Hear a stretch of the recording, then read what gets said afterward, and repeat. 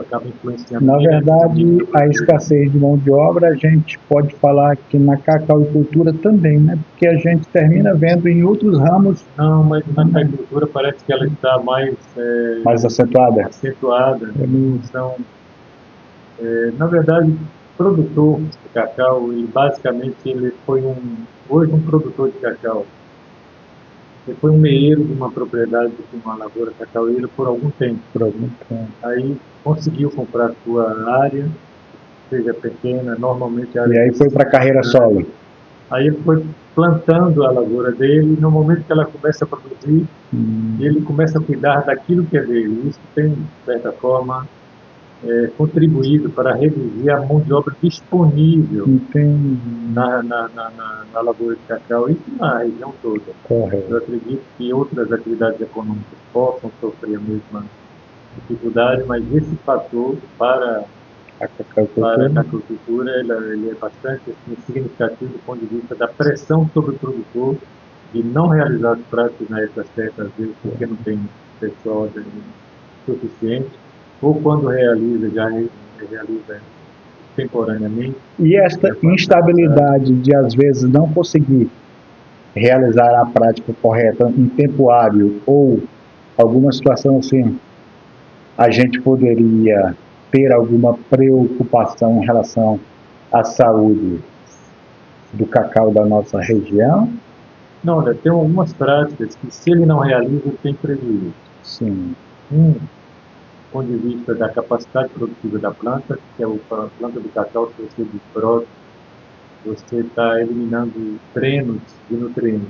E os brotos, no caso, na lavoura de cacau, eles funcionam como drenos. Então, toda, digamos assim, aqueles fotoassimilados, que vamos colocar de forma mais simples, a energia produzida pela planta, se ela é canalizada para o broto, ela deixa de ir para o fruto. E a prioridade da planta é vegetar, produzir ramos vegetativos. E isso faz com que ela dê prioridade para manter aquele broto. Se você tira o broto, e a recomendação é que se faça isso pelo menos 4, 5, 6 vezes por ano,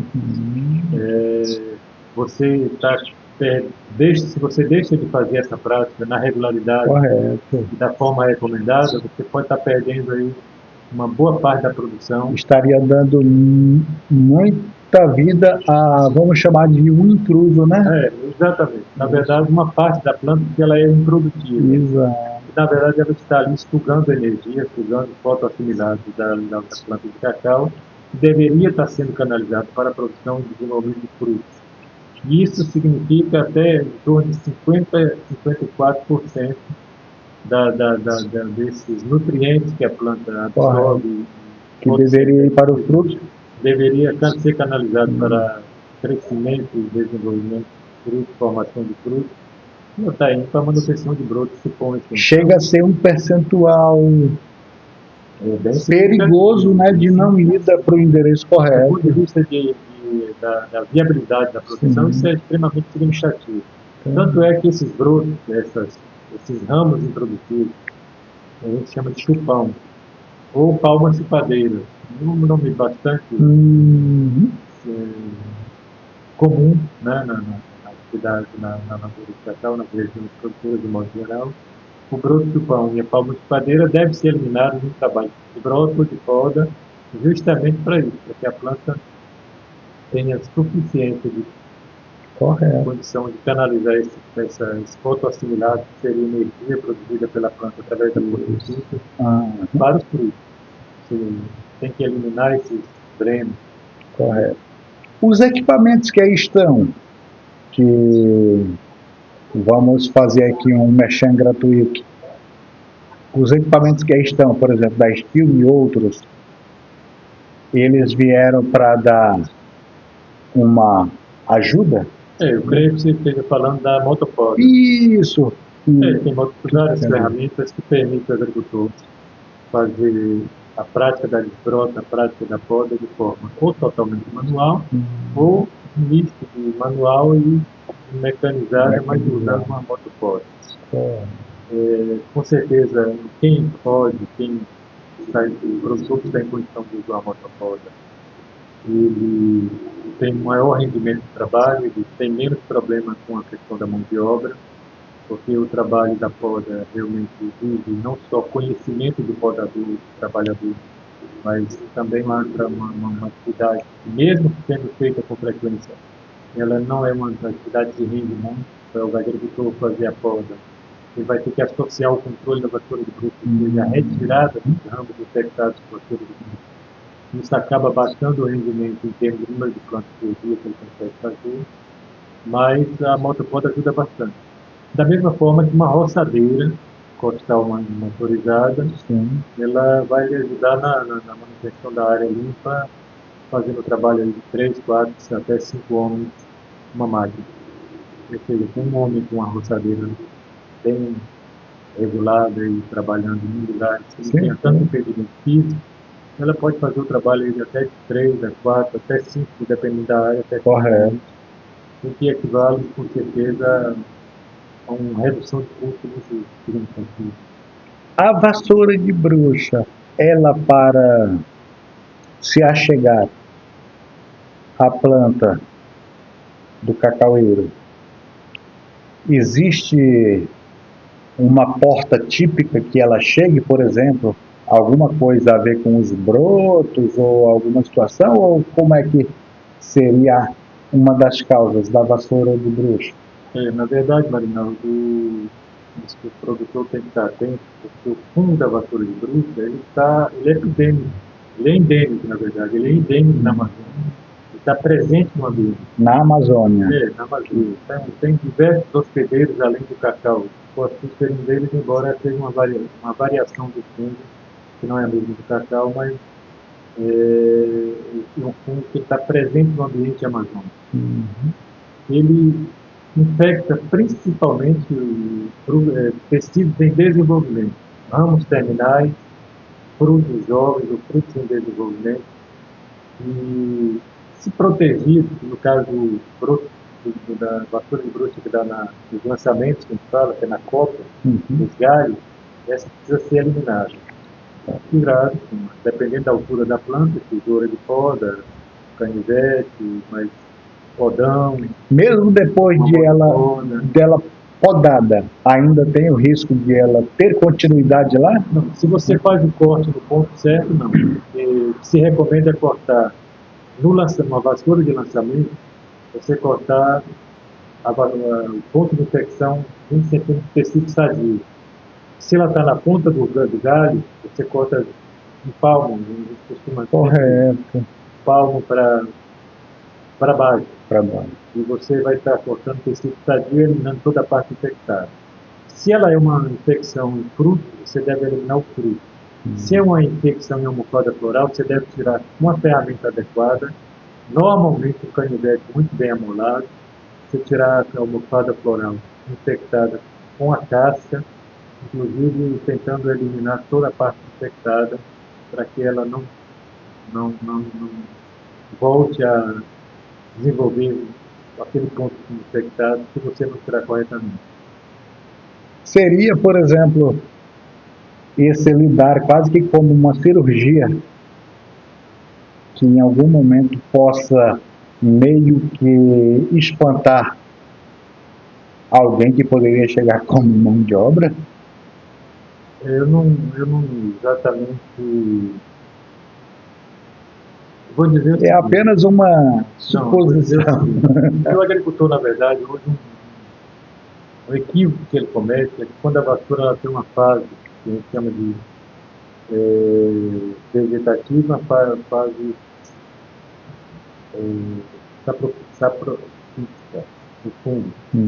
Então, uma fase que o fungo está em tecidos vivos e outra fase ele vai se desenvolver em tecido morto.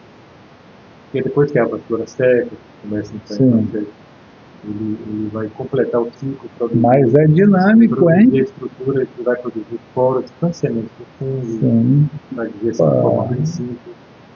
Mas esse equívoco que o produtor comete é quando a vassoura seca, às vezes ela cai por si. E ela caindo, o agricultor tem a compreensão, muitos deles têm a compreensão de que o ponto de infecção desapareceu. Mas ele está lá.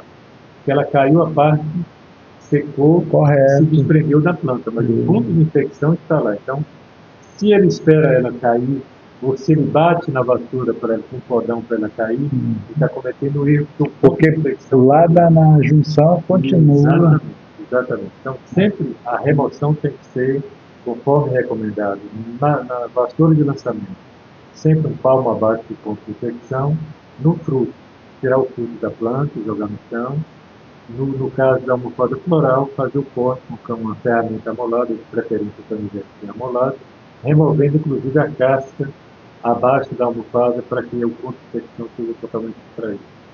Esta explicação valiosíssima, necessária, que o cacauicultor recebe da CEPLAC, a gente vai para o nome CEPLAC, né, que é da Comissão Executiva do Plano da Lavoura Cacaueira. Como é que estaria a saúde da CEPLAC em nível de, vamos dizer assim, de seus superiores? Na CEPLAC, ela tem um diferencial de profissionais com bastante experiência, só que em quantidade muito pequena. Nós estamos praticamente há 35 anos sem concurso público para repor vagas perdidas, ou por falecimento do servidor, ou por transferência para outro órgão, ou por aposentadoria. Correto. E nesses 35 anos não houve nenhum concurso que permitisse repor essas vagas, de maneira que o quadro da CEPLAC hoje, eu sou um dos, digamos assim, poucos que ainda não está em condição de aposentadoria, mas já tem um tempo de serviço, mas não estou ainda nessa fase de chegar à aposentadoria compulsória. Porque com 75 anos, você obrigatoriamente se aposenta, pedindo ou não. É isso que a lei determina assim. Mas a maioria dos servidores da CEPLAC, daqui uns 2 anos ou 3, vai estar quase que nessa fase de aposentadoria compulsória. Estamos visualizando, então, um órgão que a presença jovial, ela está bem... Cada dia menor. Nós temos assim, parcerias com secretarias municipais de agricultura, com organizações que permitem a CEPLAC contratar bolsistas de pesquisa e extensão. Isso, de certa forma, nos dá algum fôlego para a execução de nossas atividades de campo, porque esses jovens estão mais expostos com aquilo. E estes jovens que vêm somar esforço, quando eles chegam com a realidade do campo, que tem que ser visitado, por exemplo, aqui vamos colocar aí ao longo de alguns bons anos a realidade que eu creio que o senhor já enfrentou algumas estradas vicinais durante os anos que... A gente, na verdade, Marinaldo, tem aquela esperança, na verdade, nós sempre buscamos isso na CEPLAC, foi que os profissionais mais experientes, têm mais tempo de serviço na CEPLAC, têm mais tempo lidando com a produção do cacau, com a lavoura de cacau, a gente espera que ainda possa passar aí de 4, 5 anos com a equipe mais jovem, para poder ter aquela expectativa de continuação do trabalho. E essa inexistência de concurso na CEPLAC, de certa forma, acaba frustrando a gente, porque a gente vai perdendo essa condição de conviver com a equipe nova, para tentar transferir ou repassar alguma informação que lhe permita continuar o trabalho com uma proximidade aí atendendo às necessidades dos produtores de cacau. Infelizmente, a gente tem essa dificuldade. Mas essa parceria com os municípios, essa possibilidade de contratação dos municípios, isso, de certa forma, tem ajudado bastante. Hoje nós temos o José Damásio em Guará, temos o Flaete em Placas, temos o Elon e o Tiago em Burópolis, temos o Edilson em Forlândia. Todos são profissionais jovens, já com alguma experiência em cacau pela convivência com a CEPLAC, e que está ajudando demais nessas tarefas de atender o produtor.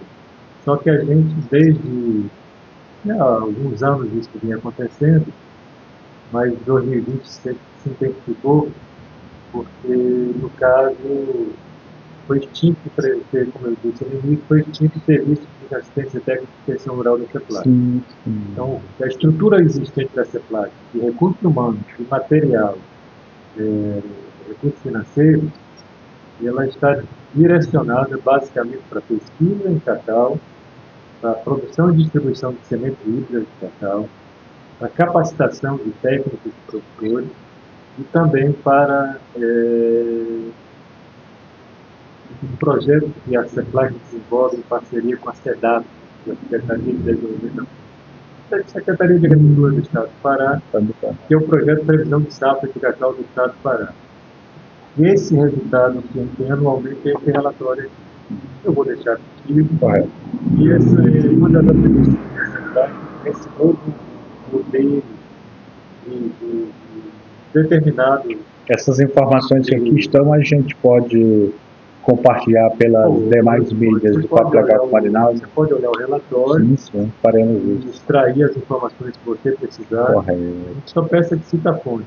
Sim, claro. Mas aqui tem nesse relatório, que é o relatório consolidado da safra de 2025, ele permite a gente ter um comparativo entre os municípios e uma certa análise do porquê sobre perdas acentuadas de produção de pragas e doenças, uma questão de manejo, questão de chuva também. O nosso colega da área de pesquisa e socioeconomia, Fernando Antônio Coutinho Mendes, ele faz uma análise muito interessante das correlações de clima, fator mão de obra, sobre a produtividade de cada município. Correto. Isso é bastante importante.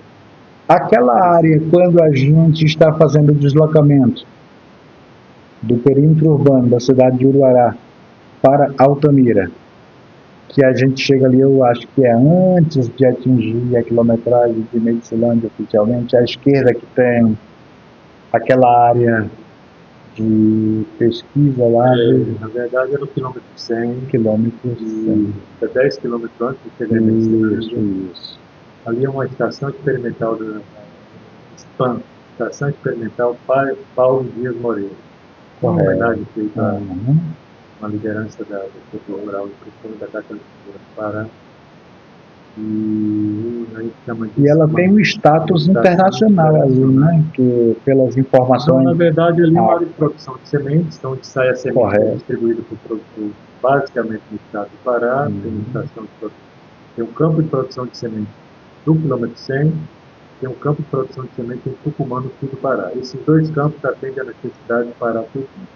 Quando eu falei algo internacional, é porque dos materiais que a gente assiste, havia uma menção lá da importância. Mas essa menção, no caso, da coleção é o banco de hemoplasma, isso, é um dos maiores e mais importantes do mundo. Correto. Em relação à planta cacau. Esse banco de recursos genéticos lá da região em Benevides e Belém, não é outro centro. Eles têm uma estação de pesquisa de produção de sementes. Mas a coleção, o banco de hemoplasma, na verdade, em Benevides. É porque eu me emocionei e terminei colocando. Então, de fato, é uma das maiores coleções do mundo. Correto. Muito bem. Eu estava vendo aqui que a Guiné-Bissau, a Costa do Marfim, são endereços internacionais que têm a sua importância no cacau e parece que a partir de problemas na saúde da cacauicultura deles é que a gente vê essa oscilação e o preço do quilo de cacau está valorizado aí daquele frisson. O último agora foi que ficam muitos comentários, né? Os meieiros de Medicilândia todos estão de caminhonete nova, né? Aí o preço do quilo do cacau diminuiu. E agora, como é que esse povo vai pagar as suas parcelas? Então, esse frisson que acontece de tempos em tempos no dia a dia, por mais que seja para pessoas igual a mim e outros que não estamos tecnicamente lidando com a cacauicultura, tem a ver realmente com esse cenário também internacional?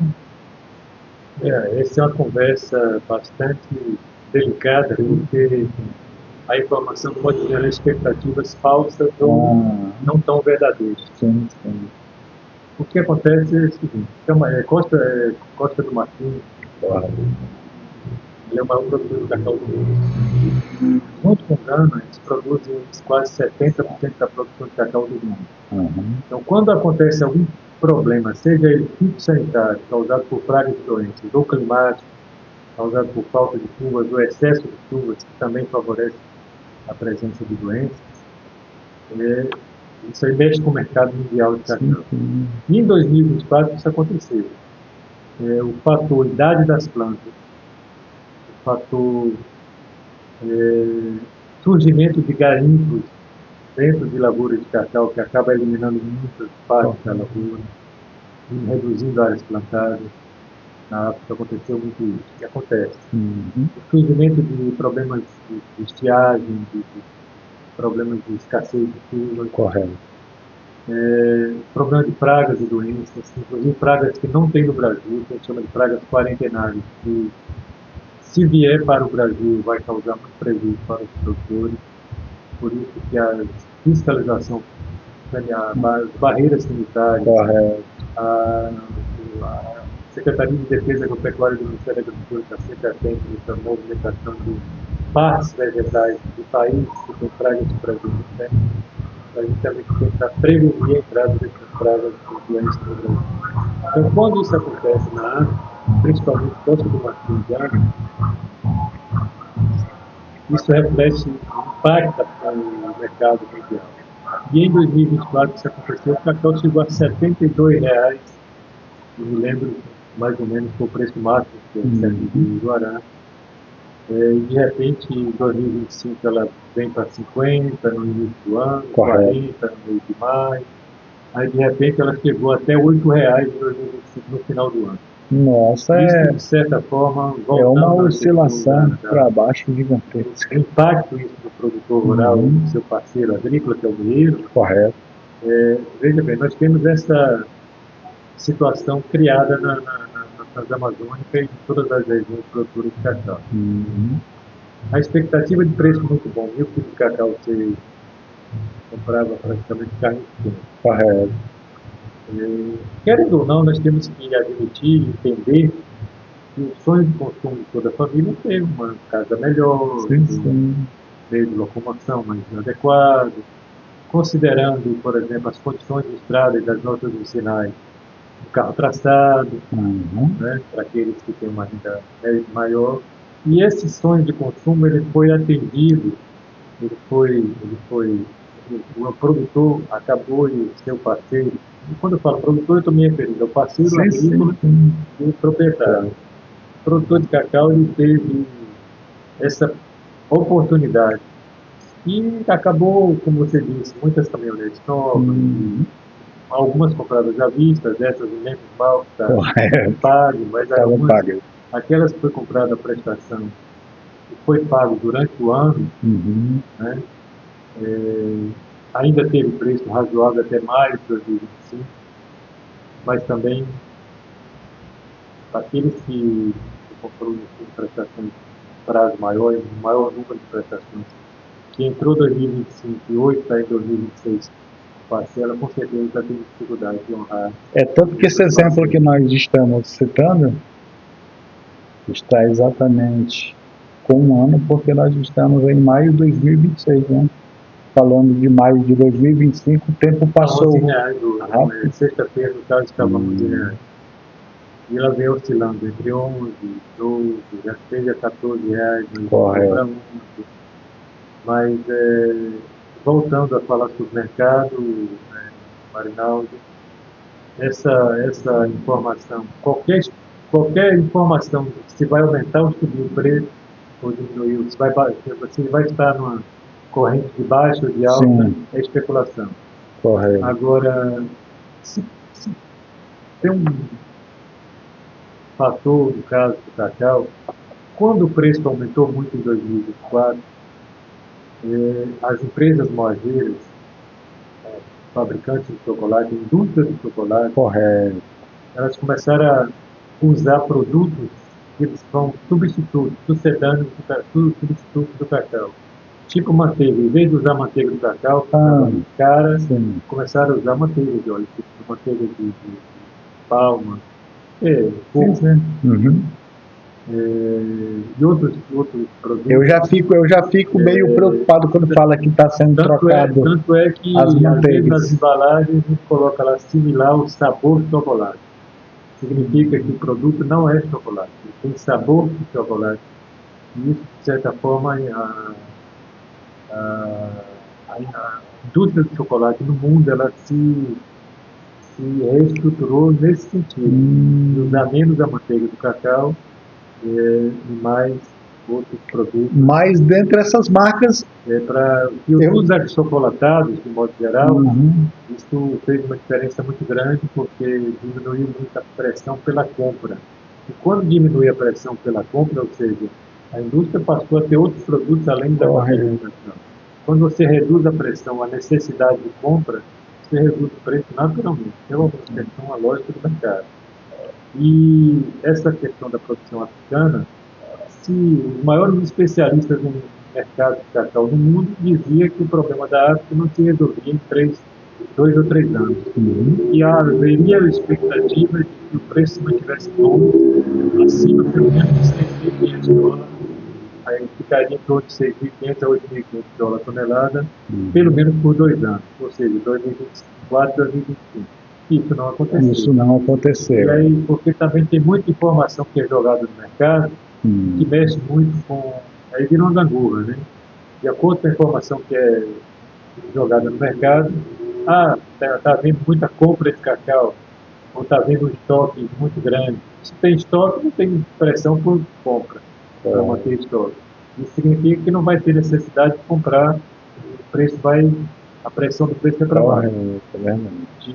E essa movimentação do mercado, ela vai muito em função de 95% do cacau comercializado no mundo é papel, é contrato, não é entrega física. Eu não chego no Marinaldo e digo, você tem aí 10 mil quilos de cacau, eu pago tantos reais para você me entregar. Eu lhe pago, você me entrega um produto físico. Não. É transferência de contrato. 95% é papel do mercado de cacau no mundo. A cacauicultura, ela faz parte, então... É uma commodity, o preço é formado pela bolsa. Correto.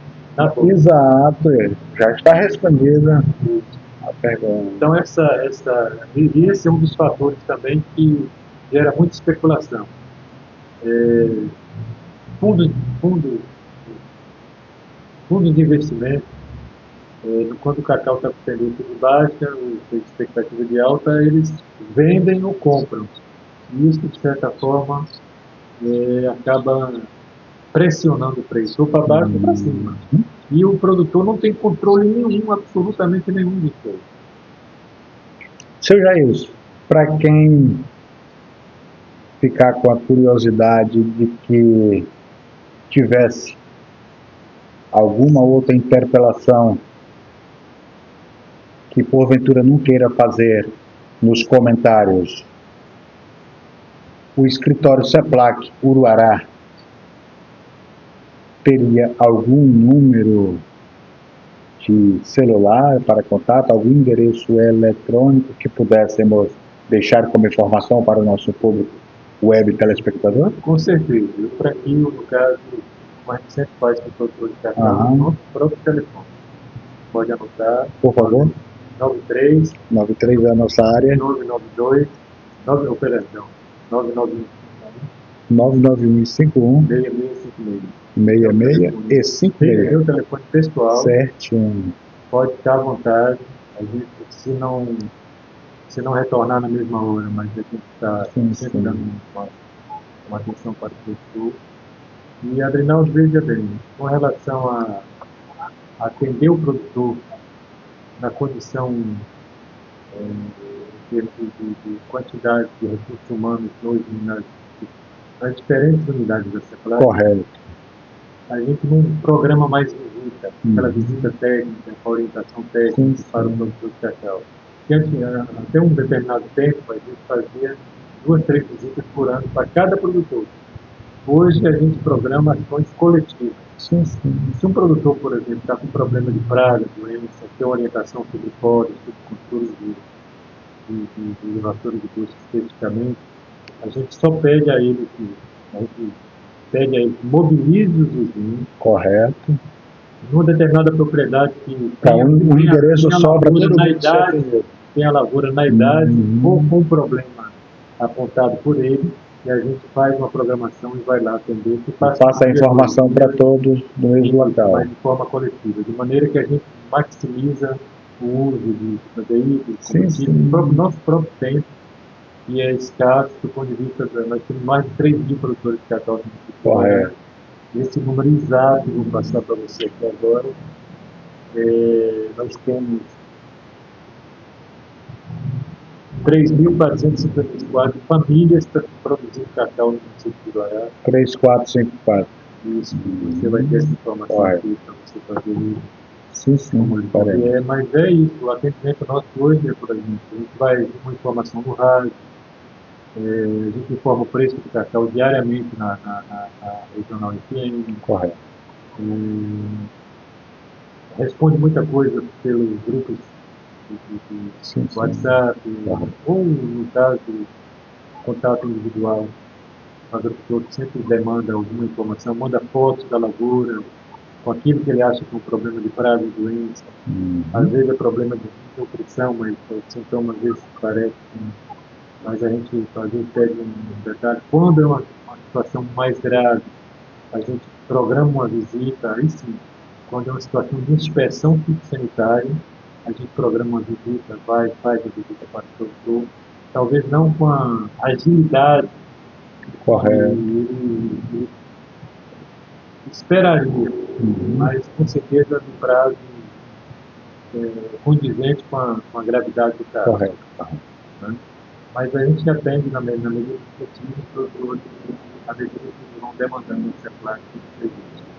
Seu Jailson, aqui no Papo Legal com o Marinaldo e Cristão do Pará, nós realizamos entrevistas, elas não são como o web telespectador observou, elas não são tecnicamente como se aconteceria no formato televisivo, com perguntas formuladas. A gente faz um bate-papo porque é prazeroso fazer isso e condiz com o nome da nossa ferramenta, né? Papo Legal com o Marinaldo.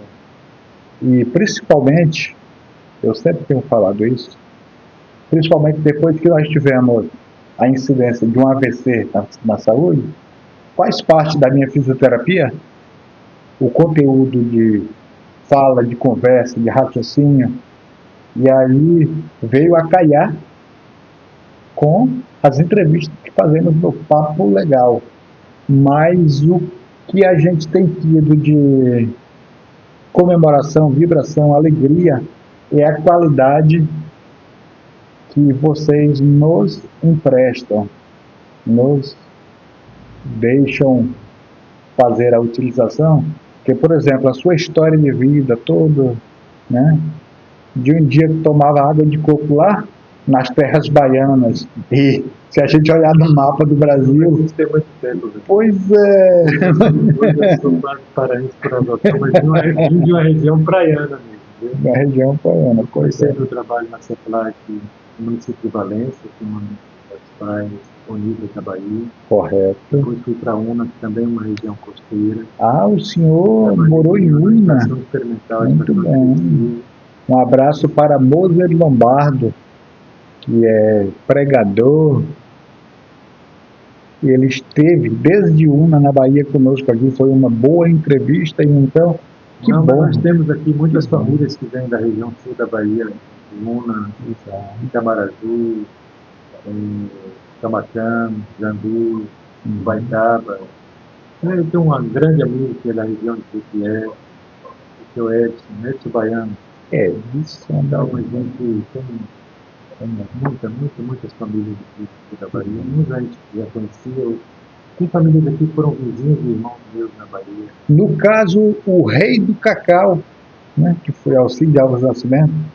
É um baiano que, na verdade, veio de São Paulo. Ele já estava em São Paulo. Já estava em São Paulo. Da mesma forma que tem muitos baianos aqui que veio do Paraná e do Rio Grande do Sul. Eles primeiro migraram para esses estados, para depois aquele apogeu da colonização, daquele período de 70 até 80. Criação da famosa rodovia transamazônica. Dos projetos de integrado de colonização de Altamira e Marabá e Itaipu. Marabá, Pique Altamira. Projeto de integração de Altamira, Pique Altamira. Projeto integrado de colonização de Marabá, Pique Marabá.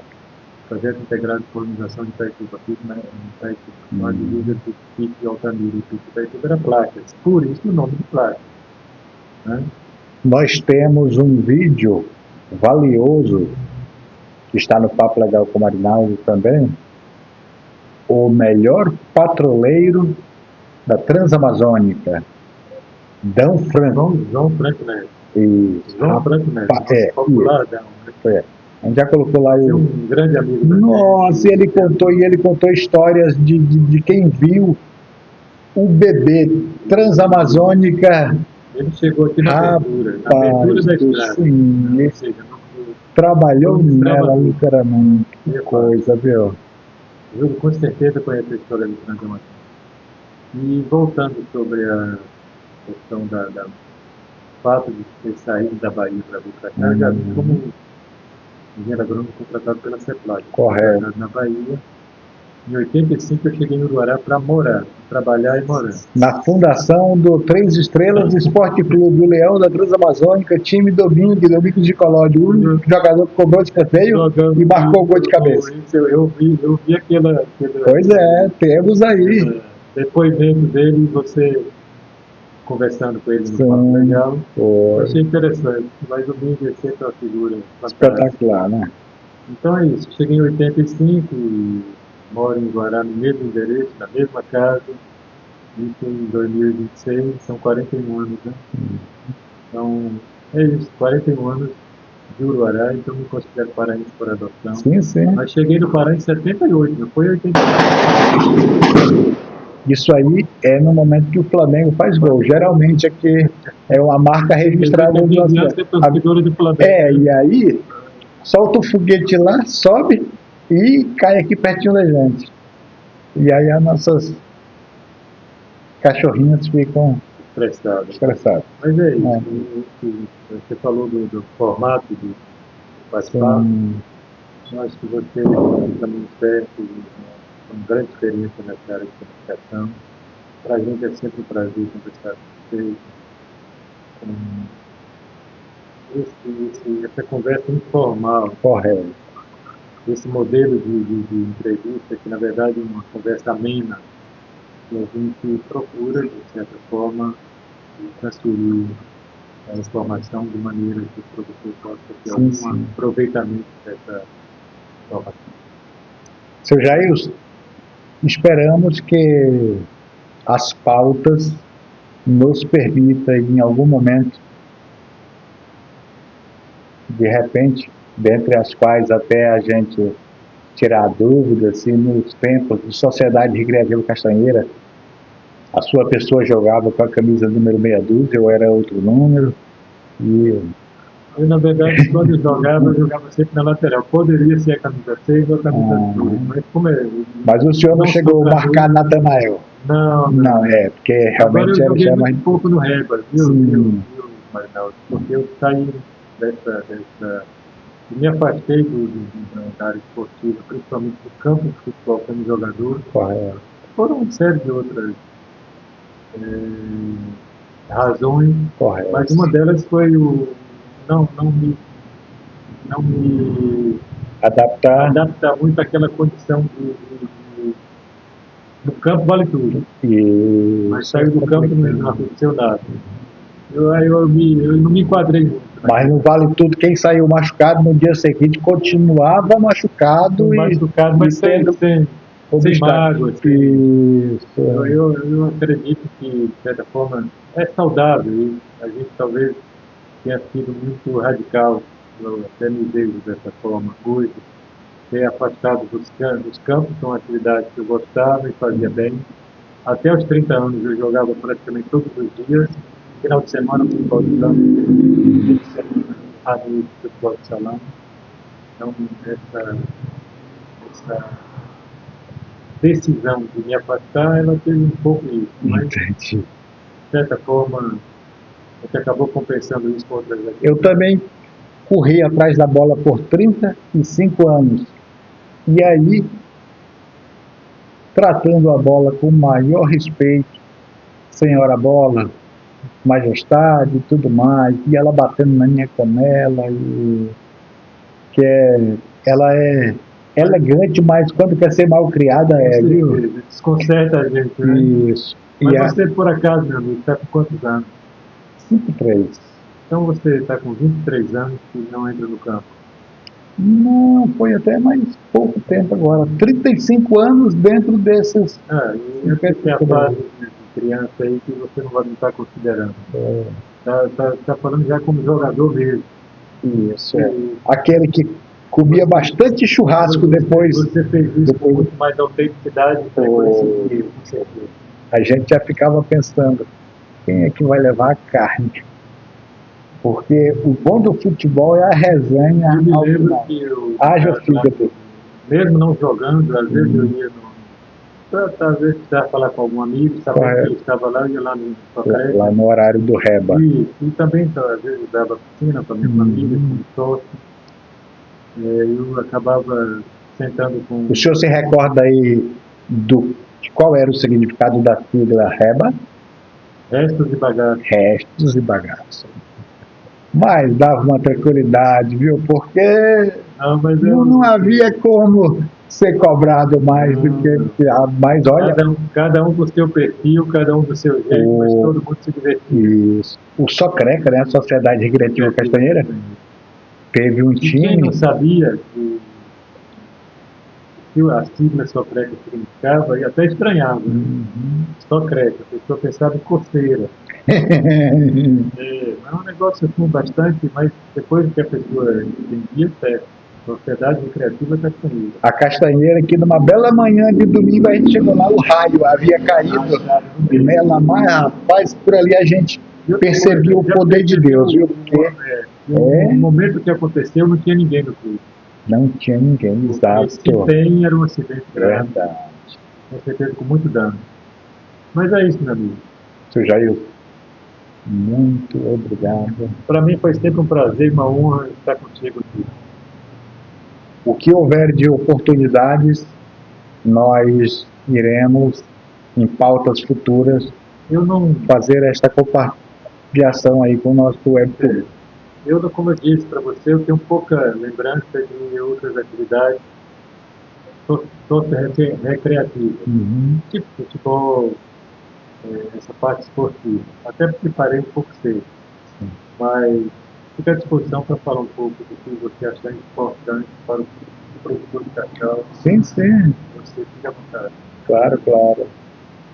Com certeza o nosso público ficou satisfeito de nós compartilharmos essas informações, outras que serão colocadas no nosso Instagram, Facebook, isso aí chegará facilmente ao nosso público, mas realmente gratidão pelo seu ter vindo. Eu que agradeço, meu amigo, um forte abraço para você e para os internautas que acompanham o Papo Legal.